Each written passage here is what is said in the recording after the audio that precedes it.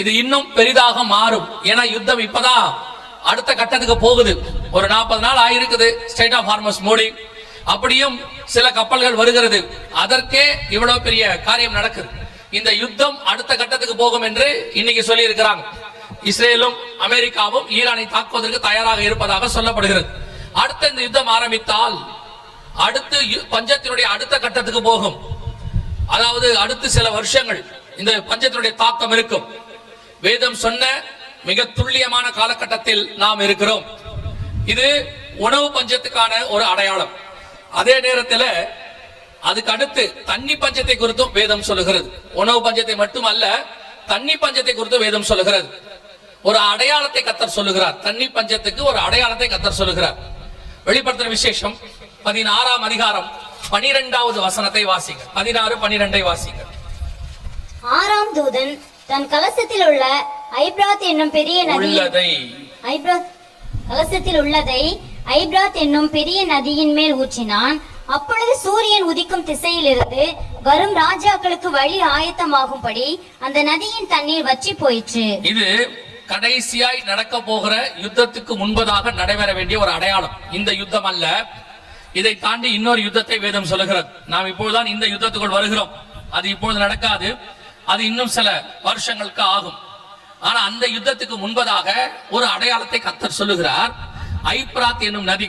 இந்த ஐப்ராத் என்கிற நதி எங்கே இருக்கிறது என்று சொன்னால், பரிசுத்த வேதாகமத்திலே 2ஆம் அதிகாரத்தில் ஆண்டவர் சொல்லும் பொழுது தோட்டத்திற்கு தண்ணீர் பாயும்படி ஒரு நதி புறப்பட்டு 4 ஆறுகளாக மாறியது என்று சொல்லுகிறார். அந்த ஆற்றுகளுக்கு பைசோன், டைகிரிஸ், யூப்ரட்டிஸ் என்று வேதம் சொல்லுகிறது. அதுல கடைசி ஆற்றுக்கு பேர் தான் யூப்ரட்டிஸ், ஐப்ராத் என்று சொல்லி நாம் பார்க்கிறோம். அதாவது இந்த பூமியை கர்த்தர் உண்டாக்கி அதுல ஆண்டவர் மனித சமுதாயத்தை உண்டாக்கின போது இந்த பூமியில உண்டாக்கின மிக முக்கியமான ஆறுகளில் ஒன்றுதான் இந்த ஐப்ராத். அதற்கு வற்றாத ஜீவ நதி என்று ஒரு பெயர் உண்டு. இந்த ஐப்ராத் நதி மனித சமுதாயத்துக்கு மிக முக்கியமானது. காரணம், நீங்கள் ஆராய்ச்சியாளர்கள், அதாவது சயின்டிஸ்ட கேட்டீங்கன்னா மனித குலம் எங்கே ஆரம்பித்தது என்று சொன்னால், ஒவ்வொரு இனம் ஆரம்பித்ததுக்கும் ஒரு ஆற்றங்கரை ஓரத்தை ஒரு அடையாளமாக சொல்வார்கள்.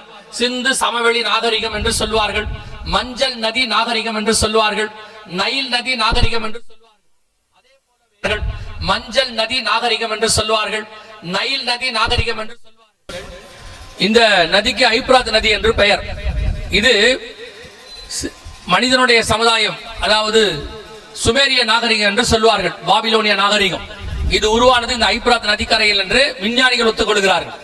அப்பேற்பட்டதான அந்த நதி கடைசி காலத்தில் வற்றி போகும் என்று வேதம் சொல்லுகிறது. இப்ப நீங்கள் பார்ப்பீர்கள் என்று சொன்னால், ஐப்ராத் நதி வற்றி போக தொடங்கி இருக்கிறது. இந்த ஐப்ராத் நதி எங்கே இருக்கிறது என்று சொன்னால், ஈராக் என்கிறதான அந்த தேசத்தில் தான் இருக்கிறது. ஈராக் என்பது 2 நதிகளுக்கு உட்பட்ட இடம். ஐப்ராத், டைகிரிஸ், யூப்ரட்டிஸ் என்று சொல்வார்கள்.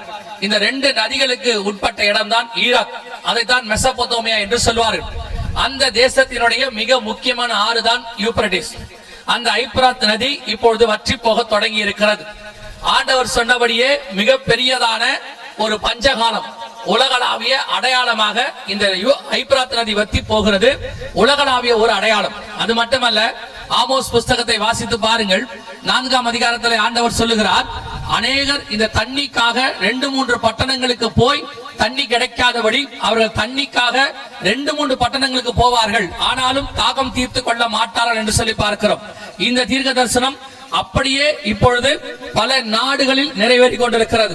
சூடான் நாட்டிலாக இருக்கட்டும், ஏன் வட இந்தியாவில் கூட சில மாநிலங்களிலே தண்ணி கிடைக்காதபடி கிராமமாக ஜனங்கள் போகிறார்கள். போய் தண்ணி கிடைக்குமா என்று சொல்லி பார்க்கிறார்கள். மிகப்பெரிய செல்வந்த நாடு, அநேக அந்த கல்ஃப் நாடுகள் இருக்கிறது. அவர்களிடத்துல எண்ணெய் இருக்கிறது, ஆனால் தண்ணீர் இல்லை என்று சொல்லி பார்க்கிறோம். தண்ணி பஞ்சம் அவர்களுக்கு வர ஆரம்பித்திருக்கிறது. காசு கொடுத்துதான் அவர் தண்ணீர் வாங்குகிறார்கள். கடல் நீரை தான் அவர்கள் சுத்த தண்ணியாக மாத்துகிறார்கள். இதெல்லாம் இப்பொழுது ஒரு முடிவுக்கு வருகிறது. வேதம் சொன்ன 2வது பஞ்சம், தண்ணி பஞ்சமும் நம் கண்களுக்கு முன்பாக நடைபெற்றுக் கொண்டே இருக்கிறது. இதை தாண்டி இன்னொரு பஞ்சம் இருக்கிறது.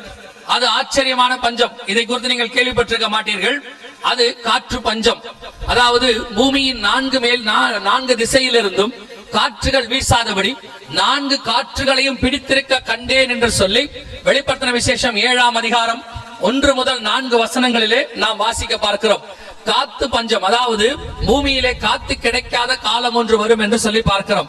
அப்படி ஒரு காலம் வருமா, பூமியிலே காற்று கிடைக்காத ஒரு சூழ்நிலை வருமா என்று சொல்லி நீங்கள் பார்க்கும் பொழுது பல நாடுகளிலே இப்பொழுது காற்று மாசுபட்டு போனதுனால அவர்களுக்கு சுத்தமான காற்று கிடைக்காத நிலை உருவாகி இருக்கிறது. அதனுடைய விளைவாக இப்பொழுது அநேக இடங்களில் காத்து பஞ்சம் ஏற்பட்டிருக்கிறது. சமீபத்தில் நீங்கள் பார்க்கும் பொழுது காற்றை கேன்களிலே விற்கிறார்கள். 600 ரூபாய் ஒரு கேன். அந்த அளவுக்கு காற்று பஞ்சம் வர ஆரம்பித்திருக்கிறது. உலகத்தில் அதிக மாசு உள்ள நகரங்களிலே சைனாவுடைய ஷாங்காய் நகரம் இருக்கிறது, இந்தியாவிலே டெல்லி இருக்கிறது. அதிகப்படியான கார்பன் டை ஆக்சைடு கலந்து சுவாசிக்க முடியாத அளவில் அது இருக்கிறது. இது போன்ற பல நகரங்கள் உலகளாவிய சுவாசிக்கிறதுக்கு காத்து இல்லாத நிலைமை உருவாயிருக்கிறது. ஆனால் வேதம் சொன்ன அந்த 7ஆம் அதிகாரத்தில் சொல்லப்பட்டது இன்னும் வேற ஒரு காரியத்தை குறிக்கும். உலகளாவிய நமக்கு இந்த சேட்டிலைட் கனெக்ஷன்ஸ், இந்த மாதிரி வைஃபை, இதெல்லாம் முழுவதுமாய் நாம் இப்பொழுது நம்பி இருக்கிறோம். இது எல்லாம் எதை அடிப்படையாய் கொண்டது என்றால் காற்றை அடிப்படையாய் கொண்டது. காற்றில் தான் இதெல்லாம் டிராவல் ஆகிறது. நீங்கள் அனுப்புகிற செய்தி, நீங்கள் அனுப்பக்கூடியதெல்லாம் காற்றின் வழியாகத்தான். வைஃபை என்று சொல்லுகிறீர்கள், மொபைல் டேட்டா என்று சொல்லுகிறீர்கள், அது மட்டுமல்ல சேட்டிலைட் கனெக்ஷன் என்று சொல்லுகிறோம்.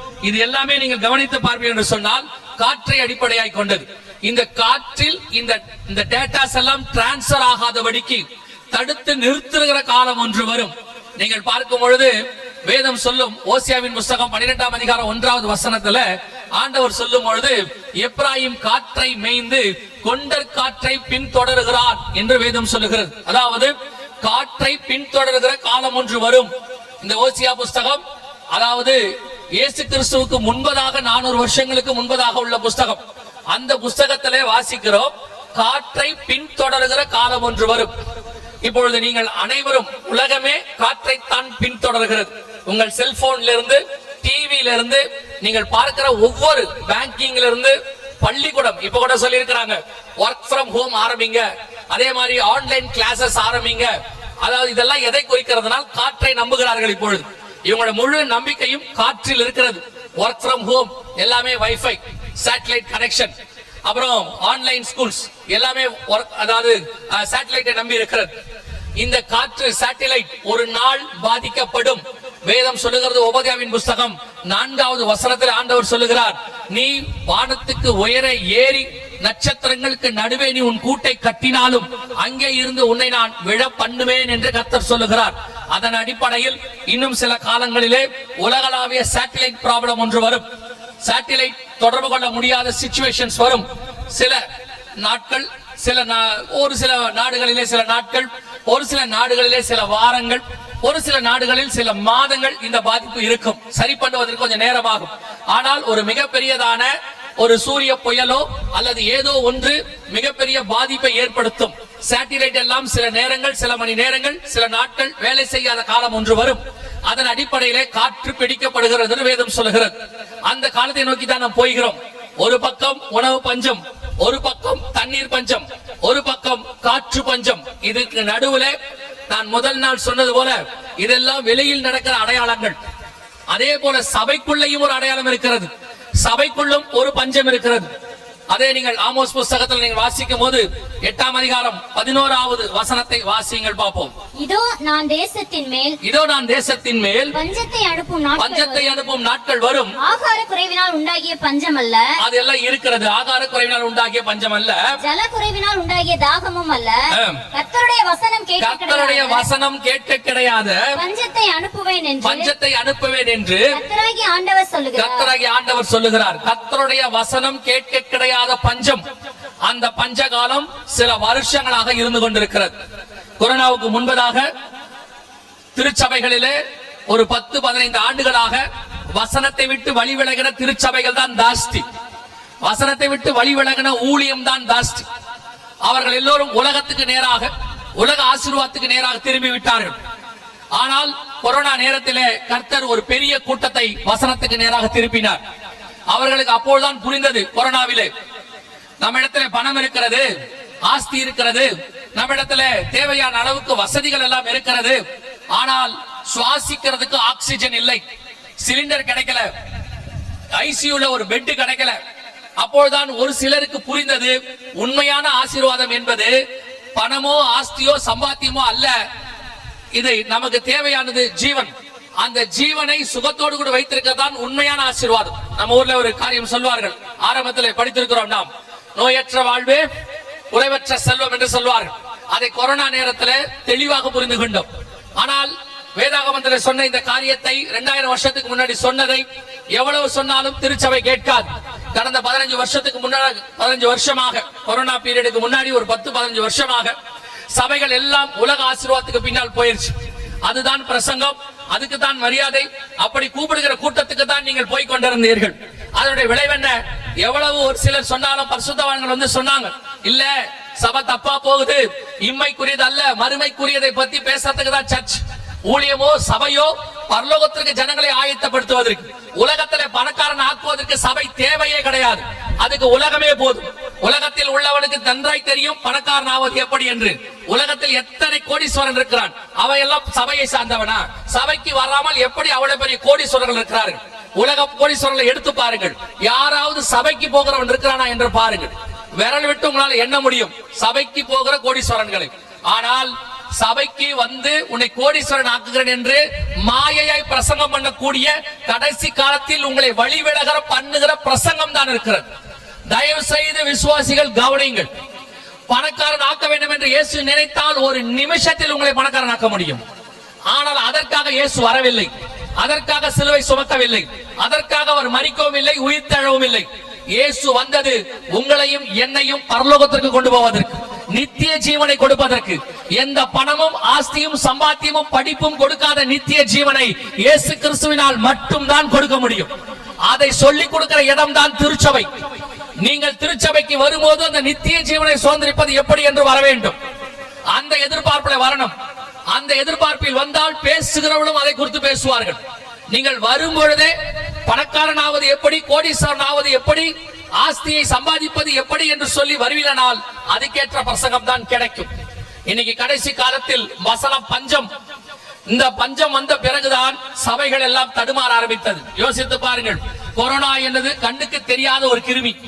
இந்த கிருமியை எதிர்த்து சபை போராட முடியவில்லை. சபை கிருமியிடம் பயந்து விட்டது, சபை மூடப்பட்டு விட்டது. நான் சொல்லுகிறது அரசாங்கம் சொன்ன சட்டம் அல்ல, பயம். நீங்களும் நானும் தான் சபை. கொரோனாவை கண்டு என்ன பயம்? ஆண்டவர் எத்தனையோ கொடிய வியாதிகளை சுகமாக்கி இருக்கிறார். சகோதரன் கூட செய்தி எடுக்கும் பொழுது எத்தனை வருஷத்து வியாதியை ஒரு நிமிஷத்தில் சுகமாக்க அவர் வல்லமை உள்ளவராக இருந்தார். அதையெல்லாம் பாதாளத்தின் வாசல்கள் சபையை மேற்கொள்ளாது என்று சொல்லப்படுகிறது. கர்த்தர் பிசாசின் தலையை நசுக்கினவர். இயேசு கிறிஸ்துவின் காயங்களால் நாம் குணமானோம். எத்தனை ஆராதனை, எத்தனை சுகமளிக்கிற ஆராதனை, எத்தனை சுகமளிக்கிற பெருவிழாவை நாம் கண்டிருக்கிறோம். மரித்தோரை கர்த்தர் எத்தனை பேரை உயிரோடு கூட எழுப்பி இருக்கிறார். அப்படிப்பட்ட பெருமை வாய்ந்த திருச்சபையானது ஒரு கண்ணுக்கு தெரியாத கிருமியிடம் பயந்து போய் கடந்துச்சு. காரணம் என்ன? சபை விசுவாசத்தில் வளரவில்லை. சபை பணத்திலே வளர்ந்திருக்கிறது, ஆசீர்வாதத்திலே வளர்ந்திருக்கிறது, ஆனால் விசுவாசத்தில் வளரவில்லை. சபையை கொரோனா பயமுறுத்திடுச்சு. இதுதான் நடந்த உண்மை. கடந்த 15 வருஷமாக ஒரு கிருமியை கூட எதிர்ப்பதற்கு சபையினாலே திராணி கிடையாது. அதைத்தான் ஆண்டவர் சொன்னார். இப்பொழுது அதிலிருந்து மீண்டு வந்திருக்கிறோம். நான் ஒன்றை விசுவாசிக்கிறேன், கொரோனா எத்தனையோ பாடங்களை உலகத்தில் உள்ளவர்களுக்கு கற்றுக் கொடுத்திருக்கிறது. அதில் ஒரு பாடம் சபைக்கு கற்றுக் கொடுத்திருக்கிறது. உலகத்தில் உள்ளவைகள் அல்ல, வசனமே நிரந்தரமானது, கர்த்தரே தேவன், அவரை தவிர வேறு எதுவும் காப்பாற்றாது என்பதை இந்த கொரோனா உங்களுக்கு கற்றுக் கொடுத்திருக்கிறது.